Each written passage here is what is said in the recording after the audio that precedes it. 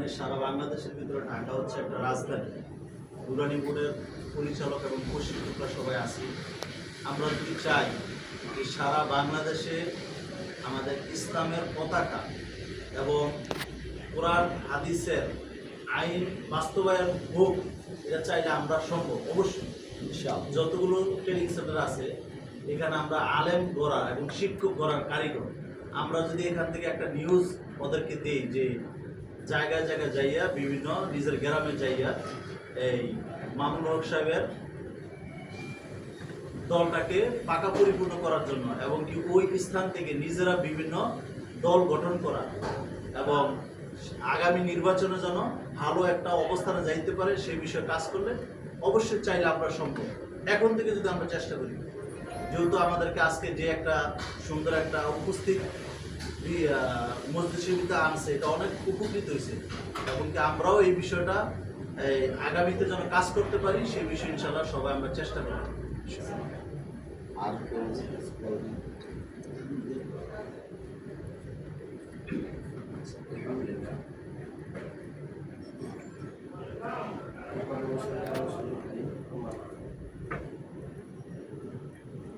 الله تعالى في كلامه المجيد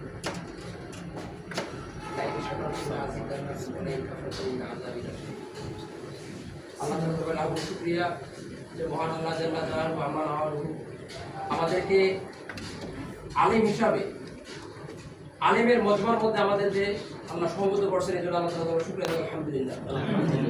যে আমাদের মধ্যে অনেক আলেম আছে, আমরা সুরতান আলেম, কিতাবে আলেম, পরিবেশে আলেম, কিন্তু আমাদের মানে মানে উপাবসন আলেমের সঙ্গে না।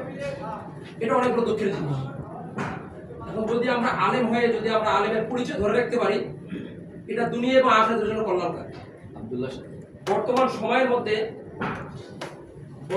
সময়ের মধ্যে সবথেকে আমরা যাকে অনুপ্রেরণা মনে করি, বিশেষ করে কওমি অঙ্গ, যাকে আমরা সব সময় আমাদের উঠা বসাই, এখন নবীও নাই, ওলিও নাই, সাহাবাও নাই, এবং আমাদের বর্তমান ওইরকম বুজুর্গের যদি কাতারে আমরা কাউকে ধরি, আমাদের অনুপ্রেরণা একমাত্র হলো আল্লামা মামুনুল হক সাহেব, যাকে আমরা প্রত্যেকটা জায়গায় প্রত্যেকটা ক্ষেত্রে আমরা অনুপ্রেরণা মনে করি।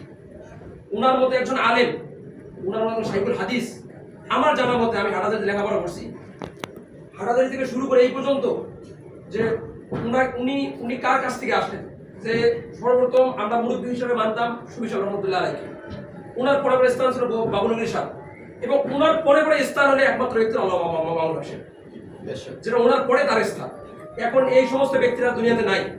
এখন আমাদের সামনে একজন ব্যক্তি যে আমাদের অনুপ্রেরণা আসলে আল্লামা মামুনুল হক সাহেব। আর আমরা যারা এখানে উপস্থিত হয়েছি, আমরা এমন একজন ব্যক্তিত্ব, যেমন আমার কথা বলি, আমি যেই পর্যায়ে আসি বা যেই জায়গায় আসি, আমি এক ঢাকা শহরে থেকে পুরো বাংলাদেশে আমি এলান পৌঁছাইতে পারতেছি। কিভাবে? আমার এখানে সাপোজ 100 ছাত্র আছে, 100 ছাত্র 100টা জেলা, অথবা দেখা যায় 100 গ্রামের।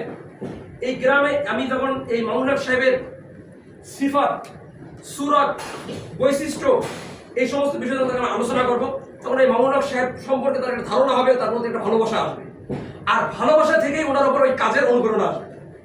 আমি যদি আমাকে বলি যে আমাকে সবাই ভালোবাসেন, মুখকে বললে যে ভালোবাসা হয়ে যাবে, ওনার এই কাজ, ওনার সুরত, সিরত এবং ওনার বৈশিষ্ট্য সম্পর্কে আলোচনা করতে হবে। এবং এই এতগুলো রাজনৈতিক দল, আমরা কেন বিএনপিতে যাবো না, কেন অন্য দলে যাবো না, কেন আমরা ওনাকে ভালোবাসবো? কারণ আমি দল করে কি করতে পারবো? কিছুই করতে পারবো না। কারণ আমাকে ব্যক্তিকে আগে ভালোবাসতে হবে। ওই ব্যক্তি যদি সত্যের উপর থাকে, তাহলে আমার ভালোবাসা সত্যের উপর হবে। এই জন্য আমরা যারা এখানে আসি বা যারা এখানে সমবেত হয়েছি, আমরা এমন একটা ব্যক্তিত্ব যে আমরা ঢাকায় এক জায়গায় বসে দাওয়াত করব, আর এই দাওয়াতের কাজ পুরো বাংলাদেশে চলে যাবে। এবং এই দাওয়াতের কাজটা শুধু কাজটা বুঝাবো না, ওই ব্যক্তি সম্পর্কে আমরা পরিচয় করাই দেব, ব্যক্তির পরিচয় করাই দেব। তাহলে ওনার পরিচয় করাই দিলে আমরা কারা, আমরা কার থেকে আসছি, আমরা কার অনুসারী, আমাদের ব্যক্তিত্ব পরিচয় ছাত্র অলরেডি আমাদের কাছে পেয়ে যাবে।